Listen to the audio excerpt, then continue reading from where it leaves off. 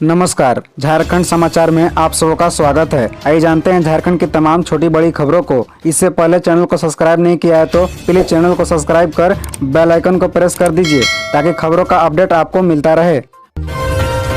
Corona संक्रमण की रोकथाम को लेकर झारखंड सरकार तैयार है। सीएम हेमंत बोले फैसले से जल्द कराएंगे अवगत। दरअसल आपको बता दें कि देश में कोरोना संक्रमण की स्थिति को लेकर झारखंड सरकार गंभीर है। मुख्यमंत्री हेमंत सोरेन ने कहा कि ये हमारे संज्ञान में है और परिस्थिति को देखकर बहुत जल्द सभी को इससे अवगत कराएंगे। वहीं स्वास्थ्य मंत्री बन्ना गुप्ता ने कहा कि इससे निपटने के लिए राज्य सरकार तैयार है, साथ ही पर्याप्त उपाय किए गए हैं। देश समेत झारखंड में कोरोना के दस्तक से सभी अलर्ट है। राज्य सरकार भी अलर्ट मोड में है। मुख्यमंत्री हेमंत सोरेन ने कहा कि कोरोना संक्रमण का मामला हमारे संज्ञान में है। कहा कि परिस्थिति को देखकर बहुत जल्द सभी को इससे अवगत कराएंगे। कहा कि पहले की तरह इस पर भी संक्रमण की रोकथाम को लेकर अभी से अलर्ट मोड में है। हालांकि उन्होंने राज्यवासियों से भी एहतियात बरतने की अपील की है। कहा कि सरकार के साथ साथ आप भी अलर्ट रहें। सभी के सहयोग से इस राज्य में संक्रमण को बढ़ने नहीं देना है।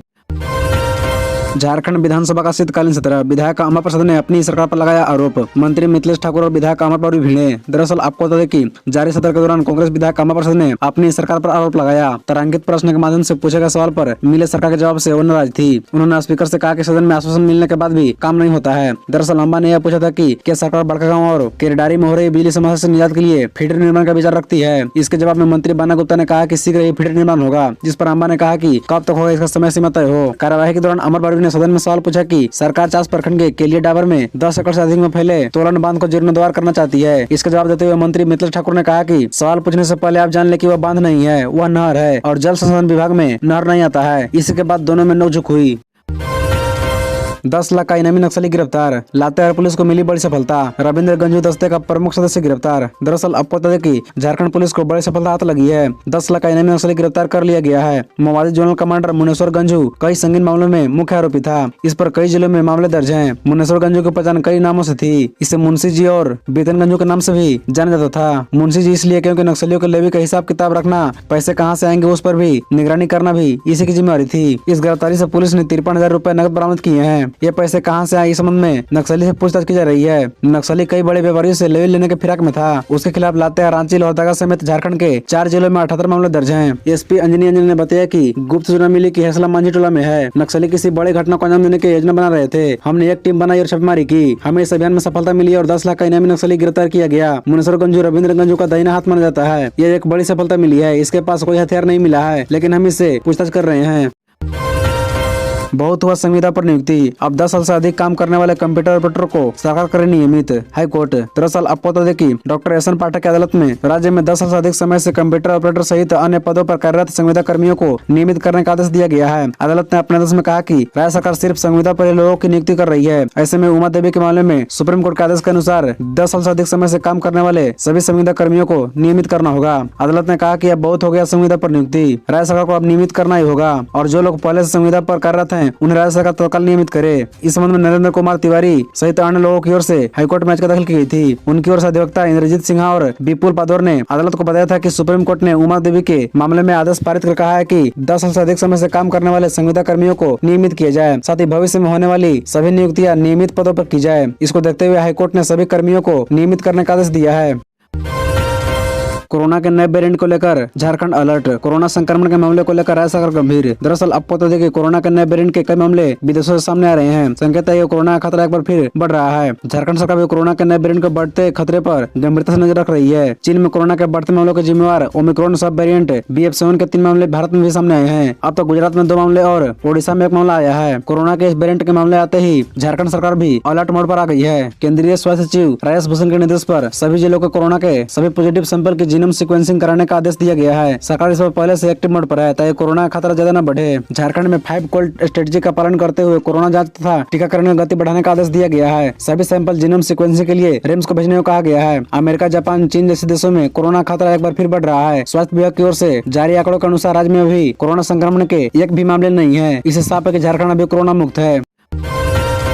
झारखंड कांग्रेस के 7 नेताओं को 100 कोज नोटिस, प्रदेश नेतृत्व के खिलाफ की थी नारेबाजी। दरअसल आपको बता दें कि झारखंड प्रदेश के 7 नेताओं को कारण बताओ नोटिस जारी किया गया है। ये नेता प्रदेश कमेटी के पदाधिकारी भी हैं। पार्टी विरोधी कार्यों में लिप्त रहने और प्रदेश नेतृत्व के खिलाफ नारेबाजी को देखते हुए पार्टी की अनुशासन समिति ने यह कार्रवाई की है। इसमें कांग्रेस कमेटी के महासचिव आलोक कुमार दुबे, डॉक्टर राजेश गुप्ता, पूर्व प्रवक्ता लाल किशोर नाथ साहदेव, राकेश तिवारी, साधु शरण गोप, अनिल ओझा और सचिव सुनील सिंह को शोकज करते हुए 14 दिनों के अंदर पक्ष रखने को कहा गया है। उन्होंने कहा कि जिन नेताओं को कमेटी से परेशानी है है वे अपनी बात फोरस पर रख सकते हैं। पार्टी में अनुशासन सर्व पर ही है और लक्ष्मण रेखा पार करने वाले नेताओं पर अनुशासनात्मक कार्रवाई की जाएगी। बोर्ड और निगमों में कांग्रेस को सीमित संख्या में पद मिलने हैं। पार्टी के लिए समर्पित कार्यकर्ताओं की ही नियुक्ति की जाएगी। इस बाबत मुख्यमंत्री से बात हो चुकी है। राहुल गांधी के भारत जोड़ो यात्रा को मिल रहे जन समर्थन से उत्साहित है। कांग्रेस अब दूसरे चरण के जनसंपर्क अभियान हाथ से हाथ जोड़ो को चलाने पर विचार करेगी। शुक्रवार को होने वाली बैठक में इस अभियान के रूपरेखा पर विचार से चर्चा की जाएगी।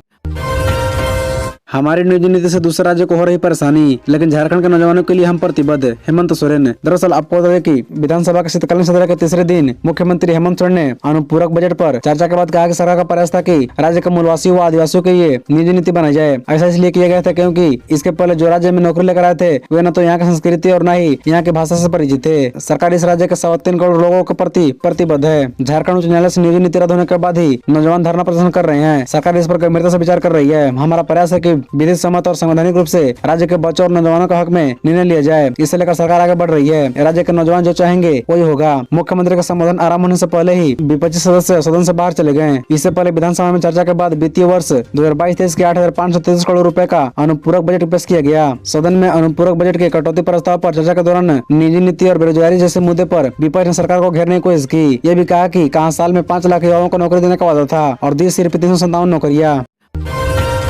विधानसभा का शीतकालीन सत्र, सरकार की व्यवस्था पर विपक्ष ने खड़े किए सवाल। कहा महाधिवक्ता अपराधियों को पहुंचा रहे मदद। दरअसल आपको बता दें झारखंड विधानसभा का शीतकालीन सत्र के चौथे दिन शुरुआत भी विपक्ष की ओर से प्रदर्शन कर शुरू किया गया। सदन शुरू होने से पहले विधानसभा गेट पर कांके विधायक समरीलाल कंबल ओढ़कर लेट गए। उन्होंने कहा कि रिम्स के मरीजों का हाल बेहाल है। इस ठंड में भी आम दिनों की तरह उनका इलाज किया जा रहा है। वहीं विपक्षी पार्टी भाजपा ने सदन के बाहर राज्य की महिलाओं पर हो रहे अत्याचार के खिलाफ प्रदर्शन किया। भाजपा के मुख्य सचेतक बीरेंद्र नारायण ने कहा कि इस सरकार में झारखंड की बहु बेटियों सुरक्षित नहीं है। सरकार अपराधियों को संरक्षण दे रही है। सदन के भीतर विधायक भानु प्रताप शाही ने नदियों के अस्तित्व पर खतरे का मामला उठाया, जहां उन्होंने अतिक्रमण में आए जल स्रोतों की जांच के लिए कमेटी बनाने की मांग की। इसके जवाब में मिथिलेश ठाकुर ने कहा कि उपायुक्त इसके लिए समक्ष हैं। भानु प्रताप शाही ने सदन में गढ़वा जिला के भवनाथपुर विधानसभा क्षेत्र की नदियों के समाप्त होते अस्तित्व का मामला उठाया। इसका जवाब देते हुए पेयजल मंत्री मिथिलेश ठाकुर ने कहा कि पूरे राज्य में जल स्रोतों के अतिक्रमण मुक्त करने के लिए उपायुक्त की अध्यक्षता में कमेटी काम कर रही है। इसके लिए अलग से कमेटी बनाने का औचित्य नहीं है। ईडी ने हाईकोर्ट को दी जानकारी। पंकज ने बढ़ावा कांड में शिकायतकर्ता को गिरफ्तार करवाने के लिए अभिषेक प्रसाद को किया था फोन। दरअसल आपको बता दें कि प्रवर्तन निदेशालय ने दावा किया है कि संताल में 1000 करोड़ रुपए के अवैध खनन मामले में जेल में बंद पंकज मिश्रा सीएम के मीडिया सलाहकार अभिषेक प्रसाद उर्फ पिंटू के संपर्क में था। ईडी ने यह जानकारी हाईकोर्ट के हलफनामे के माध्यम से दी है। ईडी के माने तो पंकज मिश्रा ने अभिषेक को फोन कर बढ़ावा टोल प्लाजा टेंडर विवाद मामले में वादी शंभु नंदन व चंद्र प्रकाश यादव को गिरफ्तार करवाने को कहा था, जिस पर पिंटू ने कुछ दिनों का मोहलत मांगी थी। इसके बाद साहिबगंज पुलिस ने 30 जुलाई को रांची स्थित बिरसा मुंडा हवाई अड्डे से चंद्र प्रकाश यादव को गिरफ्तार किया था। सूत्रों के अनुसार ईडी ने अभिषेक प्रसाद के फोन कॉल को 22 जुलाई को इंटरसेप्ट किया था। तब उसे इस बात की जानकारी मिली। बातचीत के अनुसार पंकज यह मान रहा था कि उसकी परेशानी की वजह शंभू और प्रकाश ही हैं। एक अन्य कॉल में पिंटू ने पंकज को अस्पताल में भर्ती होने की सलाह दी थी। बता दें कि ईडी के अनुसार पिंटू और महाधिवक्ता के बीच करीब 6 मिनट तक बातचीत हुई। कॉल शाम करीब 6:26 पर किया गया था। पिंटू ने महाधिवक्ता से पूछा था कि क्या वहाँ कोई सरकारी वकील उपस्थित रह सकता है। इस पर महाधिवक्ता ने उससे कहा कि इजाजत नहीं देता। खबरों से जुड़े रहने के लिए चैनल को सब्सक्राइब, वीडियो को लाइक एवं एक दूसरे से शेयर जरूर करें। धन्यवाद।